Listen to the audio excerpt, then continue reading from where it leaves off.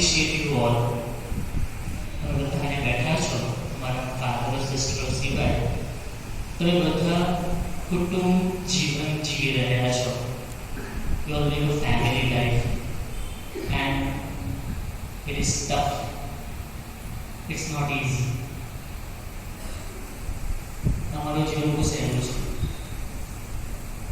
તમને એવું લાગતું છે કે અમારું જીવન બહુ અઘરું છે, પણ ખરેખર અમારું જીવન સહેલું છે. કારણ કે શી ચિંતા મને જે ઘડી મારી દીક્ષા થઈ આ ચોથું વર્ષ જઈ રહ્યું છે એ પછી મને એક રૂમ આપવામાં આવી. મારું જમવાનું સવારે બ્રેકફાસ્ટ ટેબલ પર હોય, બપોરે લંચ ટેબલ પર હોય, સાંજે ડિનર ટેબલ પર હોય અને બસ કોઈ ચિંતા જ નથી. પણ અમે બધા ફેમિલીથી આવીએ છીએ, ફાધર સિસ્ટર. એટલે આ 3 વર્ષમાં પૂર્વે થયા પછી અને પહેલાં મેં જોયેલું છે કે કૌટુંબિક જીવન કેટલું ટફ છે. કેમ? કારણ કે લગ્ન થયા પછી સંબંધો સાચવવાને બહુ ડિફિકલ્ટ છે. સાચી વાત. ઘણા બધા એવા કપલ્સને જાણું છું કે લગ્ન 10, 15, 20 વર્ષ પછી પણ પ્રોબ્લેમ છે. ખાલી કપલ્સની વાત કરું છું. Forget about their brothers and sisters, that is later. એમના પોતાના ભાઈઓ બહેનો વચ્ચે સંબંધ નથી, પોતાના બાળકોની સાથે સંબંધ નથી અને લગ્ન જીવન કૌટુંબિક જીવન એટલે તો બધાને સાચવવા પડે. ને તો કહે છે મને પૂછ્યો નહીં, મને પૂછી નહીં. આવું જ ચાલતું હોય છે. અમારા ફાધર સિસ્ટમમાં આવું ના હોય. લગ્ન જીવનમાં આ કૌટુંબિક જીવનમાં બહુ મોટો ઇશ્યુ છે. સંબંધ તૂટેલા છે. નથી માફી માંગી, નથી માફી આપી, નાની અમથી બાબતો માટે. અને આના લીધે સંબંધો તૂટ્યા છે. અને આના લીધે હાઈ બીપી, કોલેસ્ટ્રોલ, ડાયાબિટીસ ના બધાને આપણે આમંત્રણ આપ્યું છે આપણા ઘરોમાં. આના લીધે લગ્ન જીવનમાં બહુ પ્રોબ્લેમ છે. મેરેજ ચર્ચો કરતા 30 મિનિટ થાય છે, પણ એક મેરેજને સાચવતા વર્ષો લાગી જાય છે. સાચી વાત. સાચી વાત. રોજ સવારે ઉઠીને મેં તો મારું કહી દીધું બ્રેકફાસ્ટ લંચ બધું રેડી હોય છે. બિચારી બહેનો અને ભાઈઓ સવારે ઉઠીને જોબ પર જવાનું હોય તો મારા દીકરો મારી દીકરીને સ્કૂલમાં જવાનું, તેનો બ્રેકફાસ્ટ બનાવવાનું. મારા એ જશે તો એમના માટે મારે લંચ બનાવીને રેડી રાખવાનું. બપોરે ફોન આવશે તો ફોન પર પૂછીશું કે સાંજે શું બનાવવાનું છે. હજુ તો ઘેર ગયા નહીં એ પહેલા. સાચી વાત. આ બધા કેવા ઇશ્યુઝ છે અને કેટલી બધી ચિંતાઓ છે. So family life is tough. It's big જીવનમાં પ્રોબ્લેમ્સ છે. આદમને હેવાથી માંડીને અબ્રાહમ, આઇઝેક, જેકબ બધા જ કુટુંબમાં પ્રોબ્લેમ છે. અને આજે આપણે જે વાત કરી ઈસુ આ દ્રષ્ટાંત સંભળાવે છે. ઉડાવતી જ્ઞાન કેટલી બધી કર્યો છે ને આપણને આ મોઢે હશે ને ઘણી વખત વાંચ્યું હશે, સાંભળ્યું હશે. આ કુટુંબમાં પણ પ્રોબ્લેમ છે. એનો બાપ આ કરીને ઉભો રહ્યો છે કે ક્યારે he has hope, he waits for his younger son, કે ક્યારે મારો નાનો સામુથી આવે અને એના બેટું એ ઉભો રહ્યો છે. પેલો મોટો નથી કપ્યો, પણ આ બાપ બાજુ ઉભો છે. અને બાપ આ તો આપણને ખબર છે કે આપણે ખ્રિસ્તી છે એટલે આપણે અને એ નજરે જોઈશું કે પિતા એટલે આપણા અબ્બા, આપણા પરમેશ્વર, એ રાજુ ઉભો છે. પણ આ બાપ એટલે એનો અર્થ કે આ બાપ જોઈ રહ્યો છે, છોય એનો નાનો દીકરો હાજર નથી, એ જોઈ રહ્યો છે કે મારો નાનો દીકરો અત્યારે કેવી પરિસ્થિતિમાં છે. એટલે જ્યારે એને પૈસા માંગ્યા ત્યારે ખબર હતી, જ્યારે ત્યાંથી નીકળી ગયો ત્યારે એનો બાપ જોઈ રહ્યો છે, જ્યારે કંઈ વેશ્યાઓમાં પોતાના પૈસા ઉડાવે છે ત્યારે એ જોઈ રહ્યો છે, જ્યારે એ ત્યાં પીડાઈ રહ્યો છે, જે ગુંડો સિંગો થાય છે એ એને નથી મળતી ત્યારે એનો બાપ જોઈ રહ્યો છે કે મારો દીકરામાંથી પસાર થયેલો છે, રાહ જોઈને ઊભો છે. એ એને પૂરેપૂરો હક છે કે એને ના સ્વીકારવો, પણ એ રાહ જોઈને ઊભો છે કે મારો દીકરો ક્યારે આવે, આશા સાથે. માફી તો એને ઓલરેડી આપી દીધી છે, એના માટે ત્યાં ઊભો છે. અને ત્યાં પેલો આવે છે, હજુ તો એને જોવે છે ને દોડીને ત્યાં જતો રહે છે. એનો બાપ એને ગળે મૂકે છે. પેલો શું કરે છે, નાનો દીકરો ત્યાં શું કરે છે, એને ખરેખર માફી નહીં જોઈતી, વાંચો કરે છે, શાંતિથી આ વાંચે. એમ એવું કહે છે કે એને ભૂખ લાગે છે ત્યારે એનો બાપ યાદ આવે છે. એવું નહીં કે એને માફી જોઈએ છે, એવું નહીં કે એને સંબંધ પાછું મેળવી લો. ના, એ કે છે કે હું એક નોકરોની જેમ કહીશ, તમારા નોકરો બહુ બધા છે ને એવી છે તો મને ખાવા તો મળશે, આ એની આશા છે. એવી આશા નહીં મારો બાપ મને માફ કરશે, વાંચો શાંતિથી કરે છે. એ ભૂખ્યો થાય છે ને ત્યારે એનો બાપ યાદ આવે છે, અને એના બાપને તેનું સંતાન જોઈએ છે. સંબંધ જે તૂટી ગયો હતો એ પાછું મેળવ્યો છે. અને આપણે તો આપણે રિહર્સલ કરે છે, રિહર્સલ કરીએ ને આપણે નાટક કરતા પહેલા એ રિહર્સલ કરે છે. શું કરે છે, લાંબે મારા બાપને કહે છે, જઈશ કહીશ પિતા મેં તમારી આ તો બધું રિહર્સલ કરે છે, એટલે નાટક છે, ખરેખર એને ખાવું છે. મેં તમારે ને પિતા પરમેશ્વરની વિરુદ્ધ અપરાધ કર્યો છે, પણ તમારે એક નોકરી જેમ રાખજો ને, ખાવા પિતા સાથેનો સંબંધ. એટલે એને વિચાર્યું ગયું, પણ જે વિચાર્યું હતું એવું જ થાય છે કે પિતા એને ઘોડે પડે છે ને એને ચૂંટણી કરે છે, અને એનો હક એને પાછો આપે છે. અને અહીંયા પેલો મોટો થઈને કહે છે કે શું થઈ રહ્યું છે, અને ત્યાં એ અનફોર્ગિવનેસ, મારા ઘરે પેલો અનફોર્ગિવનેસ, એનો માફી છે જ નહીં. પિતા આપી દે છે તો હું કોણ છું આ બરાબર માટે, અને બહાર બોલે છે અંદર નથી જતો. આ માફી ના આપી એટલે શું ખબર છે, અનફોર્ગિવનેસ એટલે શું ખબર છે, આપણે વિરુદ્ધ બળે કશું કર્યું છે, આપણે વિરુદ્ધ કારણ કે મારી વિરુદ્ધ બળે કશું કર્યું છે, તો આ ચર્ચમાં હું બેઠો છું, અને એ વ્યક્તિ જ્યારે અહીંયા આવે ને અને હું જોઉં અને મારા વિચારો બદલે જાય, અને મારું બધું મારા વિચારો બદલે છે, મારી વાણી બદલે છે, મારું વર્તન બદલે છે, એ અનફોર્ગિવનેસ છે. જ્યાં સુધી પેલો ભાઈ નતો ને ત્યાં સુધી તો સરસ પેલો કામ કરતો, પાછો જતો છે ઘરમાં મોટો, પણ થાય છે ને એવું જ્યારે પેલો પાછો આવે ને તેનું વર્તન બદલાઈ જાય છે, એની વાણી બદલાઈ જાય છે. એટલે મારી વાણી, મારા વિચારો, મારું વર્તન જ્યારે બદલાય ને કોઈની કાળજીથી, અરે એનું નામ લેવાય ને તો મારું એ બોલે ને એ અનફોર્ગિવનેસ છે. એટલે મારા ભાઈને બહેનો, માફી માંગ્યા કરતાં આપવી એ બહુ ઇમ્પોર્ટન્ટ, વધારે ઇમ્પોર્ટન્ટ છે. કેમ ખબર છે, કેમ કે it is a gift not to the other. હું જ્યારે બીજા કોઈને માફ કરું છું ને ત્યારે બીજાને મારી ભેટ નથી, એ મારી જાતને હું ભેટ આપી રહ્યો છું. કેમ, એનાથી મારો સ્ટ્રેસ, એનાથી મારી શાંતિ, અશાંતિ, એનાથી મારું ડાયાબિટીસ એ બધું દૂર થશે જ્યારે હું બીજાને માફી આપું છું ત્યારે.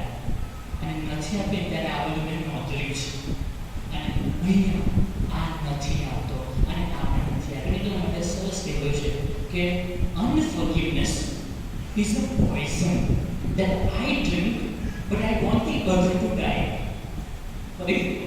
Unforgiveness is a poison that I drink and I want the other to die. હું ઝેર પીઉં છું, પેલાને મરવા માંગુ છું, પેલો મરી જાય.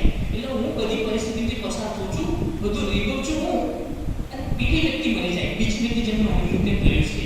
આ અનફોર્ગિવનેસ. તો મારા કુટુંબમાં પૈસા કંકાશ, મારા કુટુંબમાં બીમારીઓ અને મારા કુટુંબમાં અશાંતિ રહેવાની જ. અને આજે જે માતા મરિયમના માનમાં આપણે ભેગા મળીએ છીએ, આ નાની દીકરી એને જ્યારે ઘર મળે છે, એ ઘડીથી મારીને આપણને આ જોઈને, એની પ્રતિમા જોઈને બહુ જ આમ સરસ ફીલ થતું હશે. માતા મરિયમ, મારી વિનંતી સ્વીકાર છે, મારી અરજ સ્વીકાર છે, આમ સરસ લાગતું હશે. તમને ખબર છે એના જીવનમાં સુખ જ નથી, એને દુઃખ જ અનુભવ્યું છે. એ પ્રેગ્નન્ટ થઈ ત્યારે મોટો ભાઈ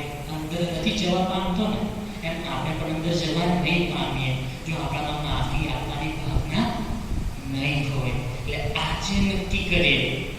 કાલે ને આજે આખરી સેકન્ડમાં જ અત્યારે મારા વિચારોમાં આવી જવું જોઈએ કે ઘેર જઈને મેસેજ કરીશ. કેવું છે? મજામાં છો? સારું છે? શું કરો છો? એવું નહીં, હું તમને માફી આપી દઉં છું. કારણ કે ઈસુ શુભ સંદેશમાં કહે છે 7 નહીં 70 પર 7 કર. 70 ગુણ્યા 70 ગુણ્યા 70 ગુણ્યા 70 ગુણ્યા 70 ગુણ્યા 70 કરો તો કેટલા થાય છે? કેટલી વખત માફી આપવાની છે? આપણે એક વખત બી નહીં આપી શકતા. એટલે ઘરે જઈને આ થઈ શકે મારાથી, કારણ કે આશીર્વાદથી વંચિત છે આપણે. અને જો આશીર્વાદ પામવા હોય ને, દાવીદનું ઉદાહરણ મેં આપ્યું, ઈસુનું ઉદાહરણ આપ્યું, માતા મરિયમનું ઉદાહરણ આપ્યું, ઘણા બધા ઉદાહરણ છે. આશીર્વાદ જો જોઈતા હોય ને ઈશ્વરના, તો માફી આપવી અનિવાર્ય છે. અને એ આશા છે, માફી આપીશું ને એ મારી આશા છે. As a pilgrim of hope, if I forgive, I am assured of the blessings that I am going to receive. Let us be assured of this, that I am going to receive the blessing of the Lord, provided I forgive. એને આપીશ માફી, હું પણ આપીશ. અને મારા સંબંધોને normal બનાવી દઈશ. અને જુઓ તમે એક અનુભવ કરો. બહુ ડિફિકલ્ટ હશે આ સ્ટેપ, મને ખબર છે બહુ ડિફિકલ્ટ હશે. તમારું જેને વિરુદ્ધ કર્યું છે ને કામ, કે તમારી વિરુદ્ધ જેને કંઈ પણ કર્યું છે બહુ ડિફિકલ્ટ હશે સ્ટેપ. શેતાન તમને કહેશે હું શું કામ કરું, અને એ કેવું વિચારશે જોઈએ ને, આવીને પાછી જોયું ને, આવ્યા ને પાછા તારે આવું પડ્યું ને, મેં નહોતું કર્યું ખોટું એનો, આ બધા જ વિચારો આવશે. એમ છતાંય મારે મેસેજ કરવાનો, ફોન કરવાનો. અને જુઓ પ્રભુના આશીર્વાદ કેવા તમારી પર, તમારા લગ્ન જીવનમાં, તમારા કુટુંબના જીવનમાં, તમારા બાળકોમાં કેવા આશીર્વાદ પ્રભુને આપે છે.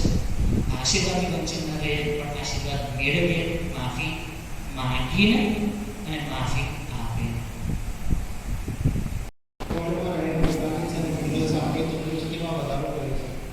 આપણને શક્તિ અને બળ આપે છે. ઈશ્વર તરફથી જુદા જુદા ફળો આપણને મળે છે, જેના રંગ, સ્વાદ, રૂપ આપણા જુદા છે. કાર્ય એક જ છે, તેને આરોગ્યથી આપણને વિટામિન અને શક્તિ મળે છે. આ પ્રભુને આપેલી મૂલ્યવાન ભેટ છે. તેવી જ રીતે આપણું જીવન પણ ખૂબ જ મૂલ્યવાન છે. આપણે પણ ફળની જે જુદી જુદી વિવેચના ધરાવીએ છીએ, તેના દ્વારા આપણે એકબીજાને કાર્ય દ્વારા મદદરૂપ બની શકીએ છીએ. ફળની મીઠાશ જેવી જ મીઠાશ બીજાને મદદરૂપ થઈ શકે. ઈશ્વર તરફથી આપણને બુદ્ધિ મળી છે. આ સદબુદ્ધિનો ઉપયોગ પ્રભુના કાર્યો કરીને ચારે બાજુ પ્રભુના નામનો મહિમા કરીએ તે માટે પ્રાર્થના કરીએ.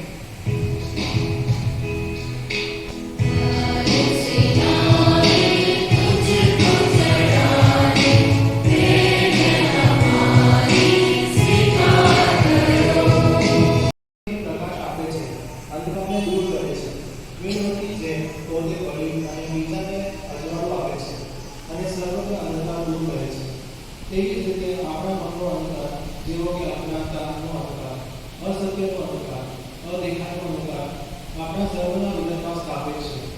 ચાલો આપણે પણ મીણબત્તીની જેમ આપણા હૃદયને પ્રકાશિત કરવા પ્રભુ ઈસુ પિતાના સાનિધ્યમાં પ્રાર્થનામય જીવન જીવીએ. આપણે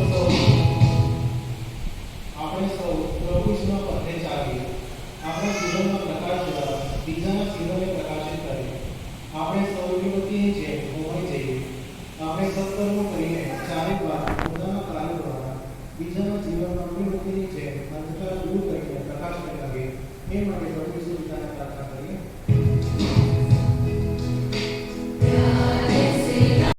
વનસ્પતિનો પ્રકાશ છે, કુદરત દ્વારા બનેલી ભેટ છે.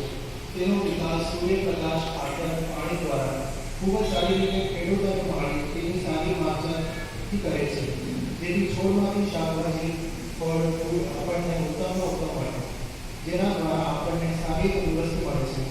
તેવી જ રીતે જીવનરૂપી વાડીમાં બાળકો પણ એક કુમળા છોડ જેવા છે. તેને સારા સંસ્કારનું સિંચન કરીને, સારી ટેવો પાડીને, ઉત્તમ ધર્મ શિક્ષણ આપીને બાળકોનો સ્વાદિક વિકાસ થાય, જેથી આપણે કુટુંબ, સમાજ, દેશને ઉત્તમ નાગરિક રૂપે ધન આપીએ. બાળકો ઈશ્વર તરફથી મળેલી મૂલ્યવાન ભેટ છે, જેનો ઉછેર આપણે કાળજીપૂર્વક કરીએ. તે માટે ઈશ્વર પિતાને પ્રાર્થના કરીએ.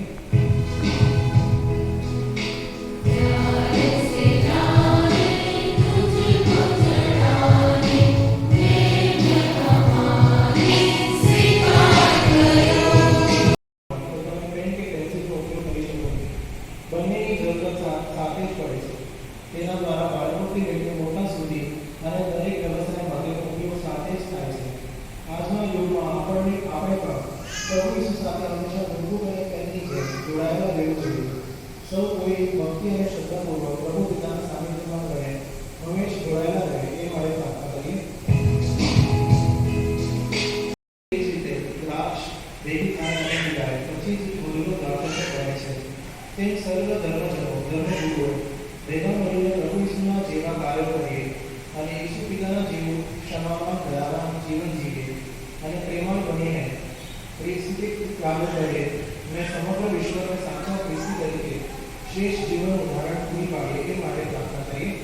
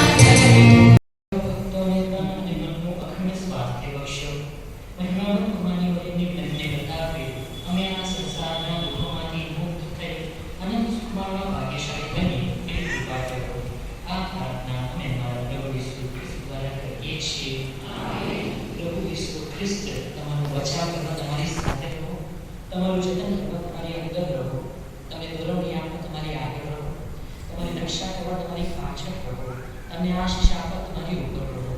જે પિતાને પવિત્ર આત્માની સાથે યુગ જીવે છે તથા સદા સર્વદા રાજ્ય કરે છે. આમીન.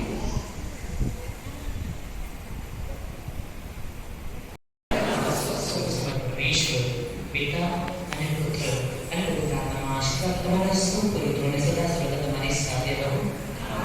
ઈશ્વર પાસે શાંતિના બંધે જઈએ.